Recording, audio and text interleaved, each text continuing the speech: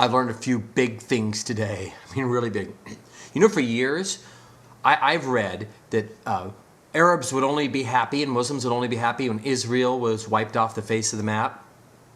I just read the comments from the people I've grown to trust on the site. Wiped off the map is not the right word. These people don't want to kill. Wiped off the map sounds like you're going to kill everybody and wipe off every woman and children and sink them into the sea. That's not what these people want.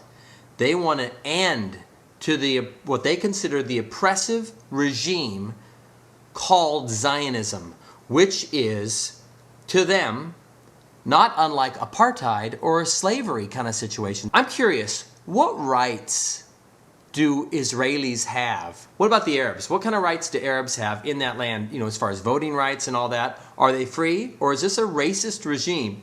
We had apartheid in Africa where the whites ran the blacks, ruined their lives, treated them like slaves, second, third-class citizens, no rights, took everything from them, indentured servitude. It couldn't last. Nelson Mandela fought it. They loved him so much they put him in prison, but he came out and it ended because it was unfair and it was wrong. Slavery in America ended. It was wrong.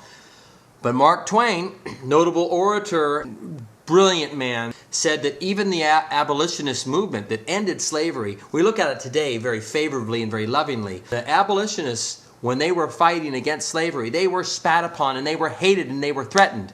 So we can look upon them very lovingly. It's like the people who are trying to end the enslavement of the Palestinians is what it looks like. They're going to be spat on, they're going to be treated like dogs, but in time, balance will occur. And the Muslims that I'm talking to on the site are saying they don't want to kill women and children and men or anybody.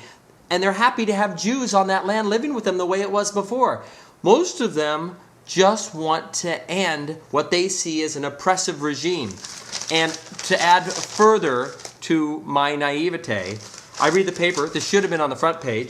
This is a New York Times derivative paper. It's called the Press Democrat. And it says right here that Olmert told Condoleezza Rice to abstain on the vote to stop the violence in Gaza. This is a quote.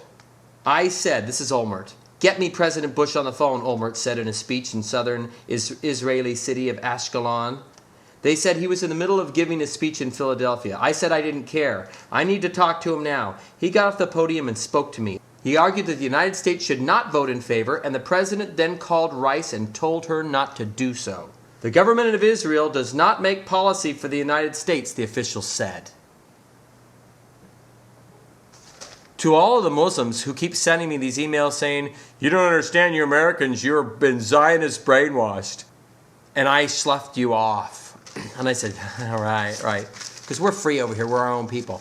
I'd like to apologize to those who told me that I was Zionist brainwashed and I thought they were silly. I don't know if this constitutes brainwashing, but I thought something that it turns out looks like I was wrong.